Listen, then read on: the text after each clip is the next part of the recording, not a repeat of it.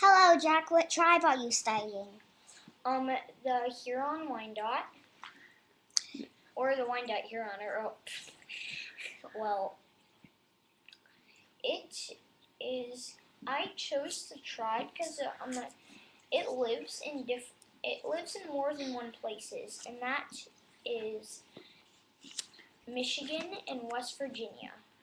And my mom and dad, they're from there, and that's why I chose it. That's pretty cool. They're from Michigan, West Virginia, and they're from a couple other places too. They're also from, Canada, Oklahoma, Ohio, and Kansas. wow, so they moved around a lot. Uh-huh. Can you tell me where the Huron, what kind of houses they lived in? Well, they lived in these huge houses called longhouses. They can be up to, I'd say about 150 feet, and they can hold up to 60 people. Wow, that's a pretty big house. I can't imagine living with 60 people. I know. How did the Especially when you're claustrophobic. How did the Hurons get their food? They hunted and fished, but the fishing is more important. What did they use to hunt and fish? Could you show us some things? They used bow and arrows and spears. Mm-hmm. And nets, and that's what they used. That's what they used. And what did they use to hunt? The spears? Yep.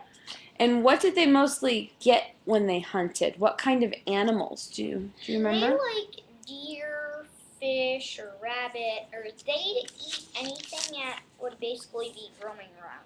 And who would do most of the hunting and the fishing? The men would do most of the hunting and fishing, and the women would do most of the farming. The farming, and they would also take care of what? Yeah, all the kids and the stuff. The kids in the house, yeah. Is there something interesting that only the men could be?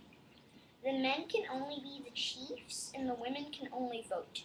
Only women could vote in the Huron tribe? Uh-huh. I kind of like that. I know, right? My mom votes a lot.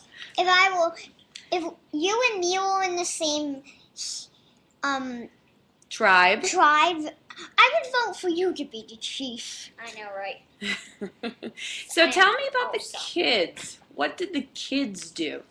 They did a lot of chores, but when they're allowed to play around, they would play with their friends. And they sometimes make little bracelets like this. If you look up close, it says my name on it. Jack Best. And what is that made out of? It's made out of leather and deer skins and stuff, just like this. They made clothes out of stuff like this. Did they have a Toys Away thing to play with? The girls might play with some of the toys, right? Yeah. What would the girl toy be that's in there? Well, they would use corn husk dolls and other stuff like that. My friend actually gave this to me. That's pretty cool. And we were talking about what the kids did, which was a lot of chores. So they had their farming and their hunting and all that stuff to do. It's a long day for a kid. But what did the boy kids play with? He showed you. He showed us the leather stuff, the corn husk dolls too. Tell me what they would eat. Do you know what they would eat when they did all that farming and hunting? You talked about they would eat deer, called venison. What did they mostly eat? They mostly ate deer or fish or I don't know, some stuff like that on your computer. Yeah, it's okay. And what about what they would grow on those farms? They would grow stuff like corn or Did they call it corn? They actually called it here. Brain fart. Maize. Yeah, maize. Maize, yeah. Uncle Ronnie taught you that one, didn't he? Yeah. And tell me about what they did when they went to war, because the Native Americans did have a lot of tribal wars, didn't they? Yeah. So what did the men do when they went to war? This is going to be pretty awesome. Well, they wore mohawks. What's a mohawk? A mohawk is sort of like these sides of your hair shaved, and Yeah. and that the stuff gets left like all perked up, and it's really cool. They also wore tribal tattoos. Tribal tattoos. So they didn't wear like those big headdresses with feathers in it that we see then, do they? They were small ones sometimes, but not the big giant ones that literally go up to the moon. You get what I'm saying? Yeah, we get what you're saying. And how did they travel? Do you remember how they traveled? They used they used a lot of like dogs. Dogs. They used dogs Yeah, to big, get like- around. Packs of them, huh? Yeah, big packs. And what if they were on the water? They would use canoes. Canoes, because they lived in a lot of places that had a lot of water, right? No Yeah. horses, though, huh? No. And then what about their art? Show us some of their. Art? What is that you have in your hand? Well, they would decorate stuff like this. This is actually made out of beads. Very flexible. Beadwork, and I that really like them. that looks like it would take a long time. It took hours and hours and hours and hours and hours. And hours, huh? Wow. And what else would they use that for? They would also use these for like money, and they would trade. And trade and barter. It was called. Wampum. That's what they called it. That is what they call it. Cha-ching.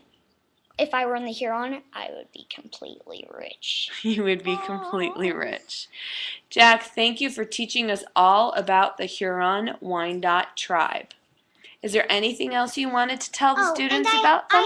I have one more question. Not really. Okay, It's what? just- Anyone want fireworks? I have one more question. What's your last question? Did they have animals in the farm?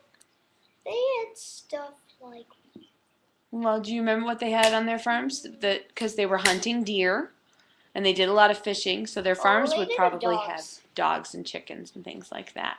Yes. Thank you for asking. And where would they have gotten that? Because that's not part of the tribe. Who would have brought that over? The white man? Yep. And- I know, not fair.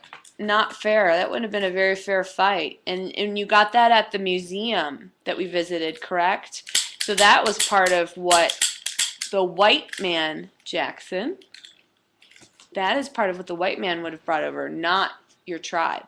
What would your tribe use instead to fight back? Like they use like nets.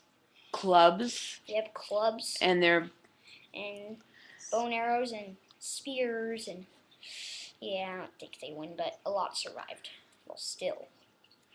Thank you very much for teaching us about the Huron Wyandot tribe.